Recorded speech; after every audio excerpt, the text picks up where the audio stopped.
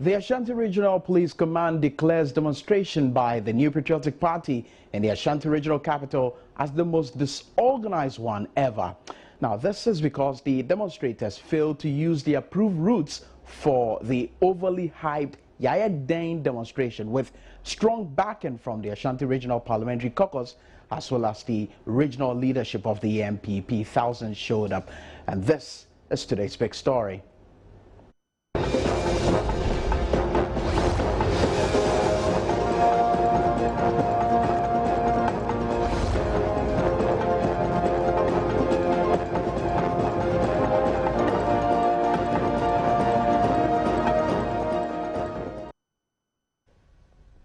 Well, my name is Prince Minka. Welcome to today's big story. Now, earlier today, there was a mammoth rally which capped a demonstration organized by the Ashanti Regional Caucus of the New Patriotic Party in Parliament and also the leadership of the NPP in the Ashanti region. The demonstration, dubbed the DIEN demonstration, was sought to, as it were, press home the need for the current Mahama administration to deal with some economic hardship which is facing the country.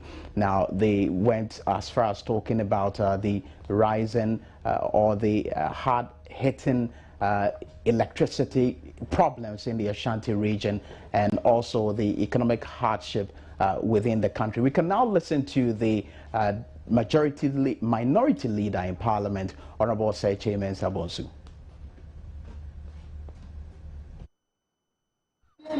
For the Christmas.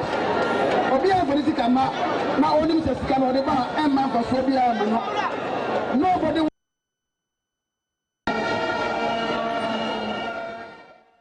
Well, that was the minority leader, Honorable Seche Mensah-Bonsu, but like I indicated, the NPP was drumming home the increasing hardship in the region arising from the effects of a new capitation policy under the National Health Insurance Scheme, the incessant power cuts, and the general worsening economic conditions in the country. We're going to be hitting the phone line shortly, and we will be speaking to the Information Minister, Honorable Mahama Yarigas, and when we get him, we'll put him on the line.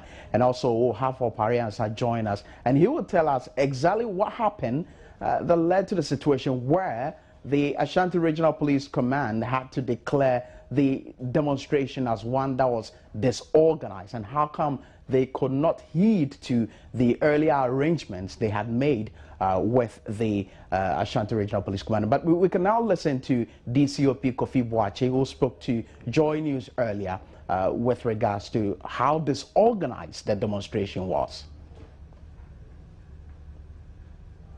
Prior to this demonstration, we met them, we designed the rules, and the agreement was that we all passed through the rules. This morning, I went to the assembly point. I realized there were a lot of people there. I decided to talk to them, and I started to even lead them. Lo and behold, after some time, we saw another group emerging from another side. Now, we have about 6 groups, and I don't know whether it's by accident or design or intentional, which will lead to confrontation with the police. So in order to avoid any confrontation, I decided to withdraw the police, because now they've scattered, so that we will follow them. Wherever they go, they want to go, they go. You say they become lawless at this point? Actually, not lawless, but it's disorganized. In fact, in the history of my police life, I haven't seen any disorganized demonstration like this. And you can see for yourself. Look at the time the first batch passed. About 30 minutes, and now these people are passing. And the way they are behaving, if we don't take time, it may lead to confrontation with the police. Well, we will decide to let them go through the approved routes, which some may not agree. But as to the conduct of the demonstration, they should regulate it.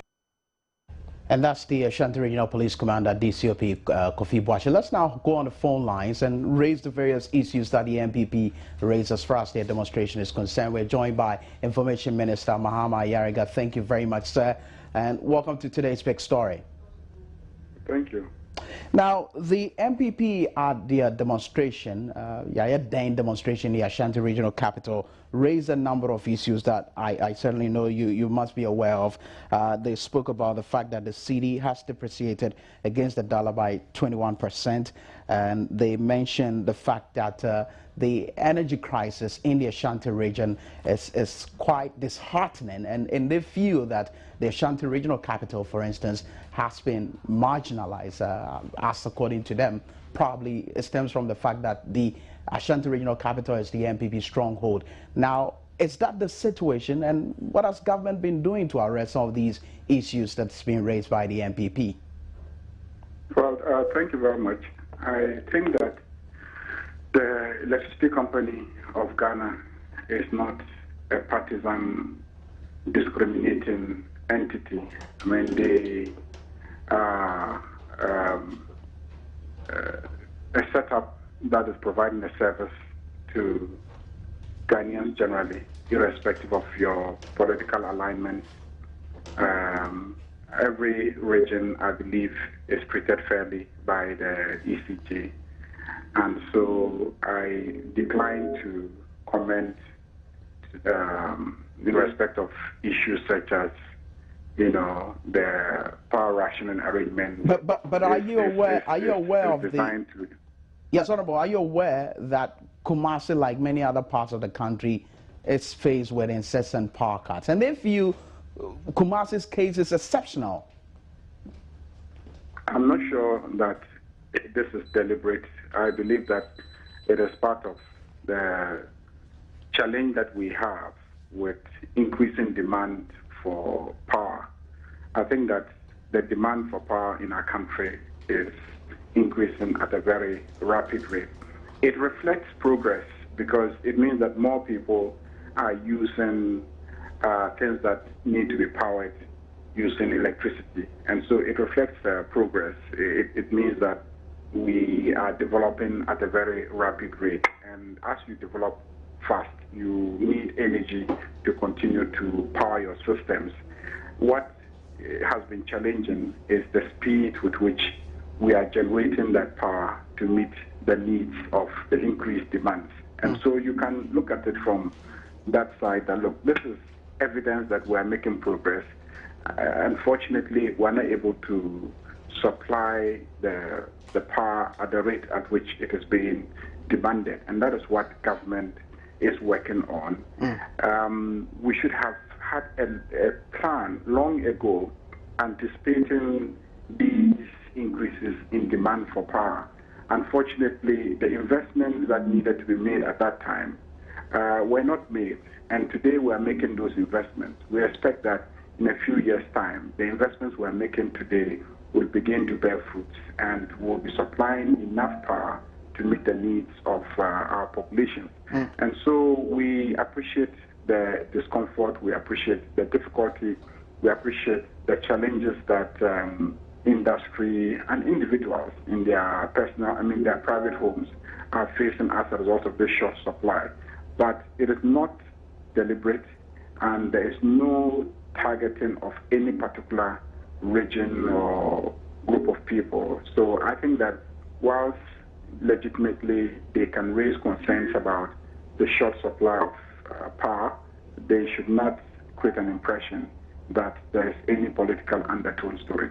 Now, I'm glad you raised the issue of what individuals feel, because there was one specific instance during the demonstration when one particular person mounted a podium and mentioned the fact that, look, he works at Swami Magazine, and it's an industrial hub in the Ashanti Regional Capital, and the incessant power cuts affects productivity, and for that matter, that has made him redundant, and it adds on to the hard economic conditions the country is currently facing. And this gentleman that I'm speaking of, according to information that we're gathering on the grounds, is a serial caller and is someone that belongs to the NDC. But picking a specific case, what does that suggest? And with the various assurance that's actually coming in from government, do you think it is effective to at least allay his fears? The point is that, as I indicated, it's a function of demand outstripping supply. But then it doesn't necessarily mean that he will be rendered redundant. It just means that you may have to exploit alternative sources of power, which might be a little more expensive, and ultimately it means that the service that you are rendering would have a higher price because you are using more expensive energy to provide that service. And so I think that practically is what will happen. What will happen, because naturally the human being will strive to live, and so he will look for alternatives. It will be expensive, and therefore the service that he will render will be more expensive. But we are concerned about that, and we are very sure that the investments that we are making now to generate energy will yield results very soon, and critical economic centers such as the industrial zone of Swami will definitely benefit from these investments that we are making. But we do appreciate the challenges and the difficulty. But as I said, it is a function of one, that there is increased demand for energy, which is evidence of progress, and unfortunately short supply, because those who were in charge long ago should have anticipated that Ghana would get to where it is today, and its energy consumption will increase, and therefore we should have planned to provide for today, but we did not. But today we are planning to provide for tomorrow, and we're making all the investments, and I can assure you that in the not too distant future, Ghanaians will see a stabilization of the situation. Honorable, I'd like you to hold the line whilst I bring in Honorable Pariansa. He is a member of parliament for Suhum, also joining us on today's big story. Thank you very much, Honorable. And you had a demonstration in the Ashanti regional capital. Your aim, as far as this demonstration is concerned, was to drum home that same message that there are hard economic conditions in the country and there was a need for government to deal with it. Do you think that wouldn't it be wrong for anyone to suggest that your demonstration is politically motivated as per the standpoint with which you're doing this? Well, it would be most unfortunate if that would be the kind of response that one should receive for bringing out the concerns of the citizenry.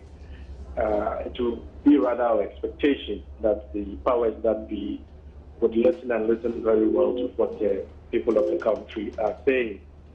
I don't think that if the situation as the demonstrators tried to portray to government and the authorities were not at it where the kind of crowd that came out to demonstrate would have actually come out the way they did.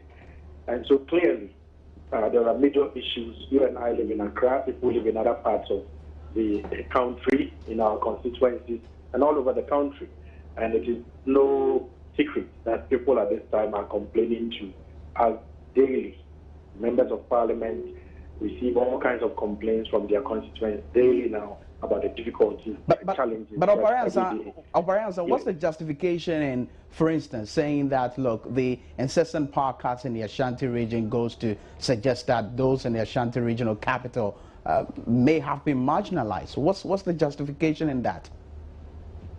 Well, first of all, we should understand that the power situation in the country in terms of the load shedding exercise, I do not know if ECG can demonstrate to us that it is uniformly doing so. I can bet that in my house at Medina and in my house in the constituency, I don't go through the same kind of load shedding every time that I monitor. So it is foreseeable that within the metropolis of Kumasi, people are experiencing something different from what other people are experiencing elsewhere in the country. Let me just have you hold on that. Honorable Mama Yarega is on the other line. Honorable, you heard Honorable Pariansa mention that those in Kumasi are experiencing what to him is pretty different from what others are experiencing in other parts of the country as far as the load shedding exercise is concerned or the energy crisis is concerned. Has that come to your notice?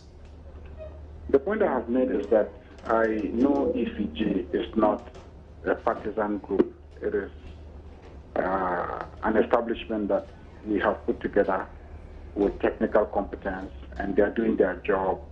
And I believe that if there's any special problem in relation to any municipality, I think that if the attention is drawn to it, they will be able to provide a technical reason why it is the way it is.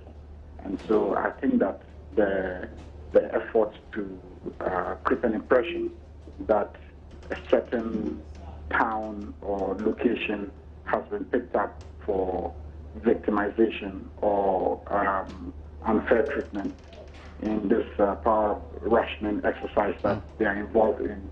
I think that when we do that, we misrepresent things and we set ourselves back in terms of the way that as a country we have been united and working together. I can understand if he raises issues about the economy and etc. But I think also that any keen observer of our economy will appreciate the fact that it is because we are going through a transition. And as we go through that transition, there are a lot of adjustments that need to be made.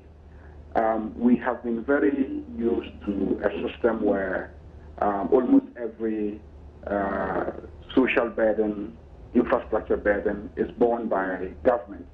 And we are expanding. If you look at the population that is in schools now, if you look at the aged population, if you look at the population that is accessing,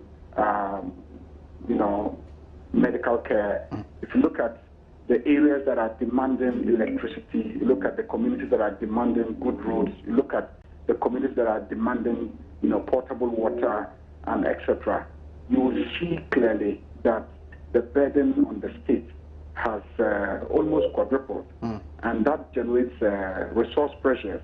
And if you even take the issue of the currency that we are discussing, right? I mean, it's a function of demand and supply.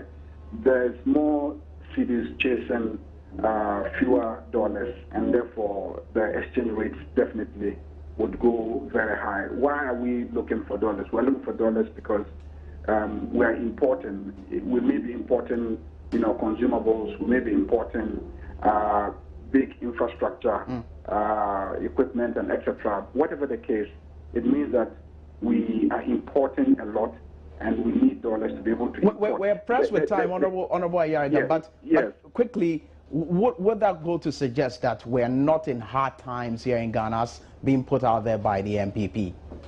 I think that there's a sense in which we need to appreciate that our economy is in transition, and it creates new challenges, new responsibilities. It requires new ways of doing things, and it requires adjustments both by government and by the population generally. And I think that is where there's a need for us to dialogue and then to build a consensus. Unfortunately, they refuse to participate in the dialogue process. But they demonstrated today, they raised issues. Are you going to take them seriously? Well, I mean, we have always taken every Ghanaian who has spoken about anything from the economy to our politics seriously. It depends on how informed the dialogue is. If you speak from a clearly very informed position, I think that we have an ear to listen to that. Very well. But if you don't engage in that kind of dialogue, I mean, you are free to go ahead and do that. But it just creates a situation where you might not be heard. Thank you very much, Honorable Mahama Ayariga. Let me come back to you, Ms. Opariansa. Now, you heard the Information Minister obviously talking about the fact that your issues, some of them are fraught with political undertonings, and perhaps you might want to come again, especially on the issue of the Ashanti regional capital being marginalized as far as the load shedding exercise is concerned. Well, I was just leading to the point that the demonstrators were not seeking only to draw attention to what is happening within the Ashanti regional capital. They were seeking to draw attention to what is happening within the whole country, but only to draw attention to the specific issues also of what is happening in Ashanti regional capital, because that is where they were holding the demonstration. So it should not be confusing anybody that because the demonstrators were in Kumasi and some people probably carried placards which suggested that they were making reference to their own Kumasi issues. It only goes to say that what they are experiencing in Kumasi, it's also being experienced nationwide. But why should Ghanaians take you seriously? For equity in whatever it is they are asking for. Look, in the Eastern region today, would I be wrong in thinking that the Eastern regional people are being punished for something? If you look at the state of our roads, from Nsawam to Suhum, from Nsawam to Asamankesi, from Suhum to Asamankesi, Asamankesi to Kade, from Koforidia to Busu Junction, all these roads have practically become unmotorable. And so what is it that is preventing the authorities from, right now, if you live in the area of Suhum, Asamankesi, Akwetia, Kade, Oda, you basically cannot reach your home area without having to endure very long and tortuous journeys on pothole-filled roads. And these areas are not even more than 2 hours out of Accra. They are so close to Accra, and the roads had previously been done very well. They had been maintained previously, and suddenly all of them are just being allowed to go rotten. And but tell us why the issues that you raised today at your demonstration should be taken seriously. When, one, you were offered some opportunities to sit with government and dialogue over exactly how to deal with the current crisis facing Ghana's economy. And I'm referring to the Senchi Economic Dialogue as for instance, as a case in point. I believe that we had opportunity at the time to explain to the whole country why it was impossible for us to be part of that discussion. First of all, we mentioned the issue of the late invitation, which made it impractical for us to have consultations even amongst ourselves to determine what our position would be if we even knew what we were going to talk about, which was the second matter in contention. But it was obvious you were aware of the situation with our economy, so if it was an economic dialogue... Even when you called me earlier today that you'll be holding this discussion with me, you gave me a gist of what you were going to talk about. It was only fair to me so I could prepare and then talk sensibly to the people who will be listening to you and I. You didn't just jump and place a call to me only for me to start talking something that people might not find interesting or sensible. And so to my question, why should Ghanaians take you seriously per the issues that you raised today at your demonstration? That is precisely what I'm saying, that I don't think that the NPP, just for the sake of politicizing, would go out of its way to lead such a demonstration. Plenty of opportunity will come for that sort of thing come 2016 when we are going for the polls. We are not the ones to tell Ghanaians that they are suffering right now. Ghanaians know that they are suffering, and they know the degree of suffering that they are undergoing. What surprises me, and I heard the minister talk about the fact that ECG is an independent company, is an independent body, and so when there are issues, they should be allowed to resolve. What surprises me is the speed and alacrity with which government officials jump into the defense of so-called independent and corporate bodies that are providing some kind of services to government. Last week, it was the Electoral Commission whose refusal to have the audit done. And then you see NDC functionaries and government officers coming out in defense of the EC. Can the EC speak for itself? If this is a matter concerning ECG and some section of the public go on a demonstration and they are talking about it, if it does not rest with government to respond, why does the government want to hold brief then for the ECG? Unless, of course, it traces its rules and has antecedents into government's own action. And that is what some of these actions are also designed to bring out. But wouldn't you agree that it's fair to say that the ECG is neutral in this point, and for that matter, it wouldn't marginalize any part of the country just because it belongs to a particular political party? I agree with you, but I am saying that will not take away the fact that the people of that particular part of the country are suffering some inequalities and inequity. And that is why they are bringing that to the attention of the authorities and to the authorities of ECG, that if you are not aware that this is how we are being treated, this is indeed how you are treating us. So that even if there's going to be load shedding, let there be equity in the load shedding. Don't shed our load as if we don't need to have use of the service, whilst probably others in other jurisdictions and other locations within the country have better use of your service. Because it is all about conserving a certain amount of energy. And so you could take mine down for 8 hours and take somebody's down for 2 hours, all in the name of load shedding, but I would have suffered more than that person would have suffered. They have raised the issue also of the need to consider the industrial hub within the Kumasi metropolis, because when you shed the load there, it might not be one singular a big industry like, say, Valco or a mining company. It's a group of very small micro entities that has formed a huge industrial hub. And so you should look at them that way also when you are doing some of these things, because it is not just about people's use of the utility for everyday life. It is about their businesses also suffering as well. And when you add that to the many other factors which people are going through today, plus the fact that they may not even be able to operate their businesses for long hours during the day, then it becomes a major Okay, let me bring in now some issues that were also raised by the Ashanti Regional Police Command as far as your demonstration earlier today is concerned. Now, the commander was obviously not happy with the fact that you did not go by the earlier arrangements that you had as per the routes that you were supposed to take, you know, as per the demonstration. What happened? How come your demonstration ended up being tagged as disorganized by the police? Well, thank you very much. My understanding of the issue is very, very simple. The police had prepared for a certain estimated size of crowd. They were basically simply overwhelmed by the size of the crowd that came today. And again, when they saw that it would be counterproductive to try rather to, as it were, disorganize them by trying to control, exert a certain level of control, they decided to just let them be because they were even being peaceful in the first place.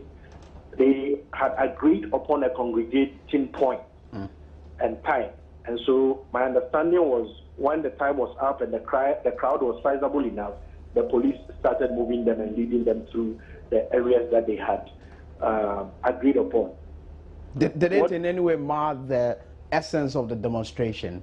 I mean, the fact that the police not literally had to I say that we wash our hands off, you know, whatever it is that you do at the end of the demonstration. Yes, I don't think it did mar anything at all. And what I think happened was after they moved, there were various groups that had started from other places coming to that central point. When they got there and the main crowd had already moved, then they started moving to join the crowd at wherever they could meet them. And then maybe you have a group of 500 people coming from one direction, then they come and join the main crowd, which to the cursory observer appear as if it is the main crowd that had splintered. It was rather tributary crowds which were joining the mainstream to form one big and gargantuan massive body that was floating around the whole Kumasi metropolis. It was very beautiful, if you ask me.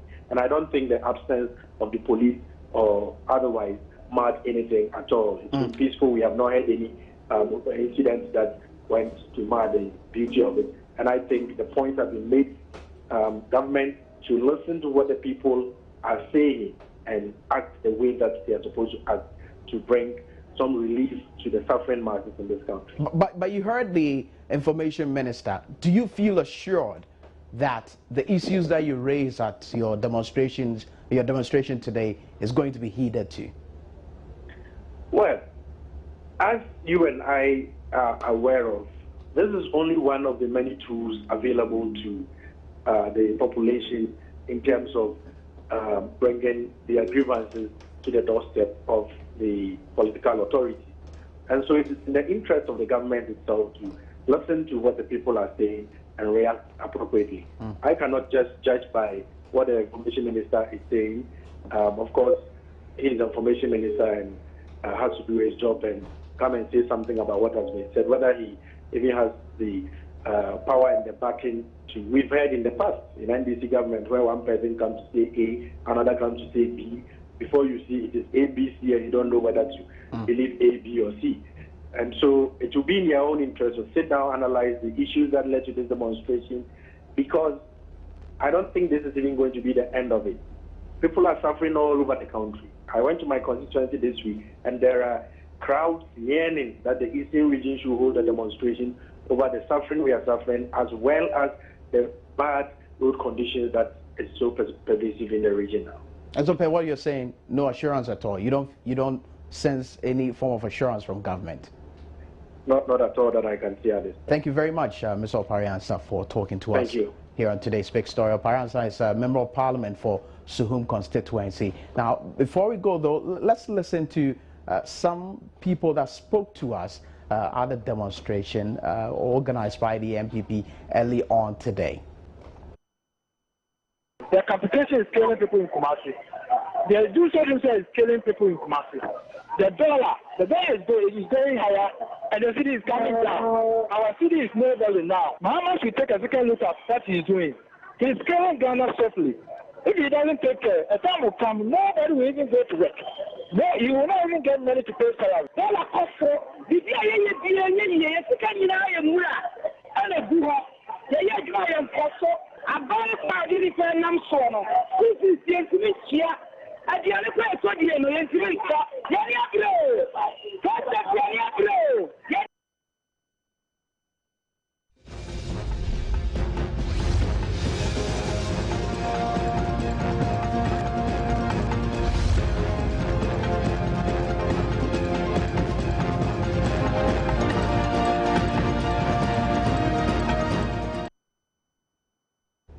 So there you have it. Those are the voices we got there from the demonstration, DIEN demonstration organized by the New Patriotic Party in the Ashanti Regional Capital. Now, coming up shortly, though, it's time for us to check out what's happening in the world of interactivity. Marian Toure is going to be here with JN Interactive. Stay tuned.